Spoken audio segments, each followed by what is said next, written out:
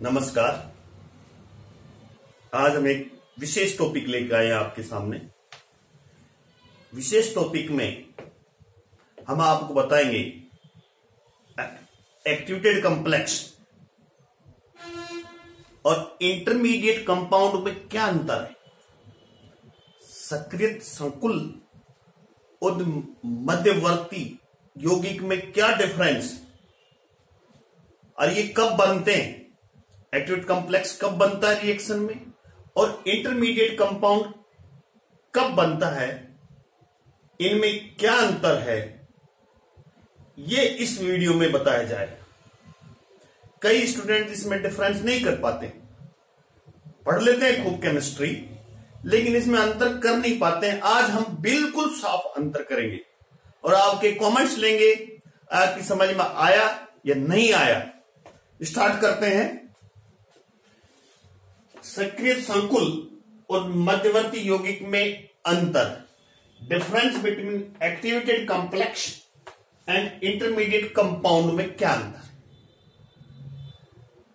अब आप इस डायग्राम पर ध्यान दीजिए। इधर रिएक्शन प्रोग्रेस से अभिक्रिया प्रगति है, यह पोटेंशियल एनर्जी है, ये स्थित ऊर्जा इस साइड, अभिक्रिया की स्थित ऊर्जा, ये रिएक्टेंट है, ये प्रोडक्ट, ये रिएक्टेंट्स, ये एक्टिवेटेड कॉम्प्लेक्स, इसको हम फर्स्ट कह सकते हैं। फिर ये चेंज होता है मध्यवर्ती यौगिक में, और फिर आता है एक्टिवेटेड कॉम्प्लेक्स, सेकेंड चेंज होता है। यदि अभिक्रिया एक पद में संपन्न होती है, मैं क्या कहा, एक ही स्टेप में संपन्न होती है, तो केवल एक्टिवेटेड कॉम्प्लेक्स बनेगा। अभिकारक, उत्पाद, ये एक्टिवेटेड कॉम्प्लेक्स बनेगा। अभिक्रिया एक पद में संपन्न होती है तो क्या बनेगा, फर्स्ट केवल एक्टिवेटेड कॉम्प्लेक्स बनेगा, इंटरमीडिएट कंपाउंड नहीं बनेगा। क्लियर। अब ध्यान दीजिए, ये केवल एक्टिवेटेड कॉम्प्लेक्स, अभिक्रिया एक ही पद में संपर्क होती।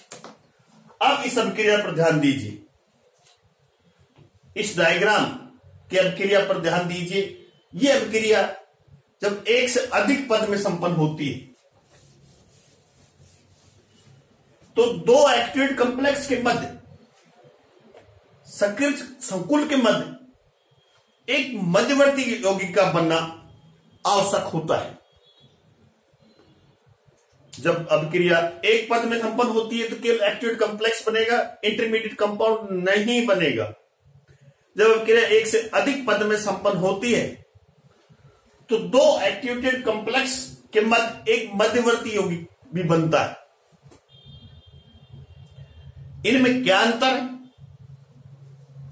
इनमें जो अंतर आपको हम इस बोर्ड पर दिखाया गया है, ध्यान दीजिए। एक्टिवेटेड कॉम्प्लेक्स ये उच्चतम ऊर्जा अवस्था में होते हैं, हायर एनर्जी स्टेट में होते हैं, ये उच्चतम ऊर्जा अवस्था में होते हैं। देख लीजिए दोनों स्तर, ये पोटेंशियल एनर्जी का कर्व है, जबकि इनकी ऊर्जा एक्टिवेटेड कॉम्प्लेक्स से कम होती है।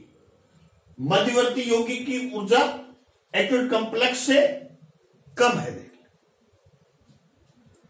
क्लियर। पहला अंतर तो ये, मतलब एक्टिवेटेड कॉम्प्लेक्स शिखर पर बनते हैं, उच्चतम ऊर्जा अवस्था में होते हैं, और मध्यवर्ती यौगिक उससे कम ऊर्जा के होते हैं। दूसरा अंतर, एक्टिवेटेड कॉम्प्लेक्स बनने के लिए मध्यवर्ती यौगिक का बनना आवश्यक नहीं है। मतलब जब एक्टिवेटेड कॉम्प्लेक्स बनता है तो उसका मध्यवर्ती यौगिक बनना आवश्यक नहीं है। डायरेक्ट रिएक्टेंट से क्या बनता है, एक्टिवेटेड कॉम्प्लेक्स बनता है। तो यहां एक्टिवेटेड कॉम्प्लेक्स बनने के लिए मध्यवर्ती यौगिक का बनना आवश्यक नहीं है। यदि अभिक्रिया एक से अधिक पद में संपन्न होती है तो पहले मध्यवर्ती एक्टिवेटेड कॉम्प्लेक्स बनेगा, फिर मध्यवर्ती यौगिक बनेगा, फिर एक्टिवेटेड कॉम्प्लेक्स बनेगा। अगर के एक पद में संपन्न होती है तो सीधा का सीधा एक्टिवेट कॉम्प्लेक्स उत्पादन बदल जाएगा।